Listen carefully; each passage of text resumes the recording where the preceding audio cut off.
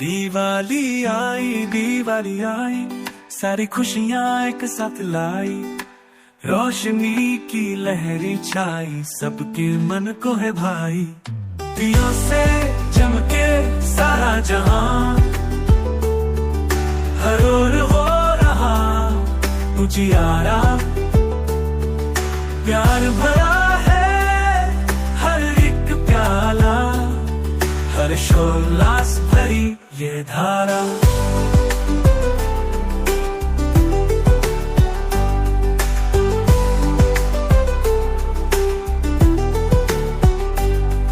मिठाइयों की मिठास बढ़ाए, धूमधाम से मनाए सब भाई, रंगोलियों से सजती है धरती, सपनों की दुनिया पाए पे झूमे। दियों से चमके सारा जहां, हर ओर हो रहा उजियारा, प्यार भरा है हर एक प्याला, हर्षोल्लास भरी ये धारा। पटाखों की बारात सजाकर आसमां को करे रोशन, आज संग घर वालों के मुस्काए, हर पल को जिए खुलकर। दिवाली आई चम छाई, हर चेहरे पे है मुस्कान लाई, अंधेरों से यूं भर दे उजियारा, रात ये रंगीन बन जाए प्यारी।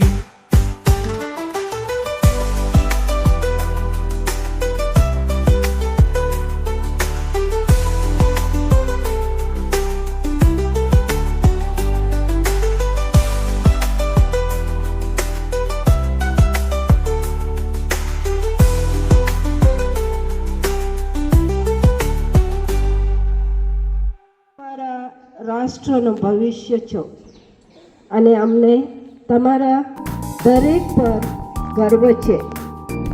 અમારા શિક્ષકોને તમારા અથાગ પ્રયત્નો, માર્ગદર્શન અને સમર્થન બદલ અભિનંદન। શિક્ષણ પ્રત્યેનું તમારું સમર્પણ અંદર તમારા બાળકના શિક્ષણમાં તમારી સહાય અમૂલ્ય છે। દિવાળીની ઉજવણી કરતી વખતે ચાલો પ્રેમ, કરુણા અને દયાના મૂલ્યોને યાદ કરીએ, જે આ તહેવારનું પ્રતિનિધિત્વ કરે છે। દિવાળીના પ્રકાશ આપણને ઉજ્જવળ ભવિષ્ય તરફ દોરી જાય।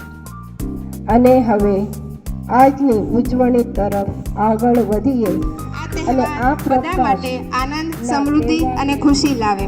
આજના આ સુંદર વાતાવરણમાં એક અલૌકિક શક્તિનું પ્રસરણ અને દીપોના કિરણો દ્વારા આપણા હૃદયમાં અજવાસ ફેલાવવા આપણે સિસ્ટર સરલા, સિસ્ટર વિજિતા અને દરેક ધોરણના કેપ્ટનને સ્ટેજ પર આવી દીપક પ્રજ્વલિત કરવા વિનંતી કરું છું।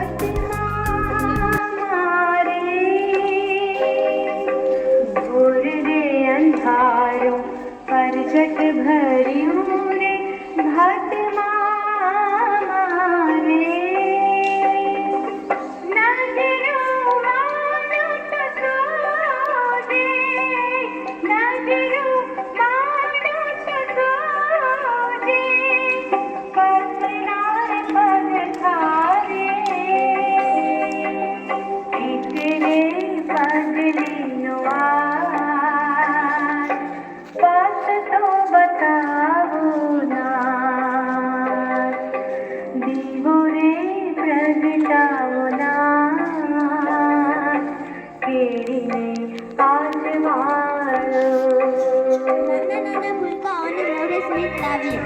દિવાળી એટલે આનંદ ઉલ્લાસનો તહેવાર। દિવાળી એક ભારતનો લોકપ્રિય તહેવાર છે। દિવાળીનો તહેવાર 5 દિવસ ચાલે છે।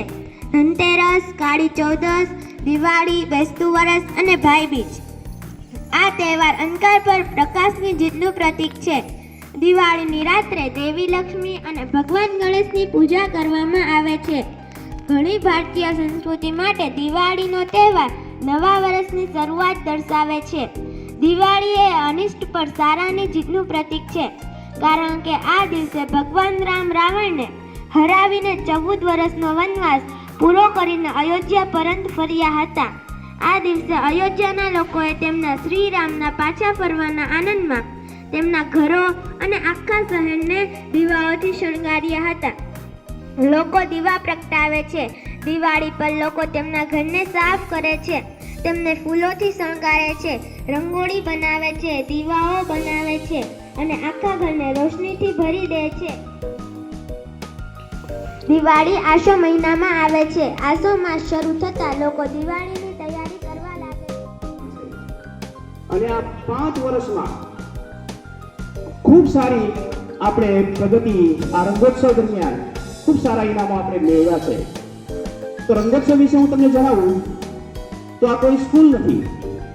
રંગોત્સવ સેલિબ્રેશન જે સંસ્થા ચલાવે છે એ કોઈ સ્કૂલ થકી નહીં, પણ એક આખી અલગ સંસ્થા છે અને એનું હેડક્વાર્ટર એટલે કે મેન સ્થળ જે છે એ મુંબઈ છે. અને જે કોમ્પિટિશન થાય છે એ નેશનલ લેવલનું કોમ્પિટિશન છે અને પૂરા દેશમાંથી ઘણી બધી સ્કૂલો આ કોમ્પિટિશનમાં પાર્ટિસિપેટ કરે છે. અને એ લોકો આ કઈ રીતે ઇનામ આપે છે તો એ લોકો દરેક જે જુદા જુદા સ્કૂલોના બધા જ પેપર્સ ભેગા કરી અને એ પેપર્સને ABC ગ્રુપમાં ડિવાઈડ કરે છે અને એ રીતે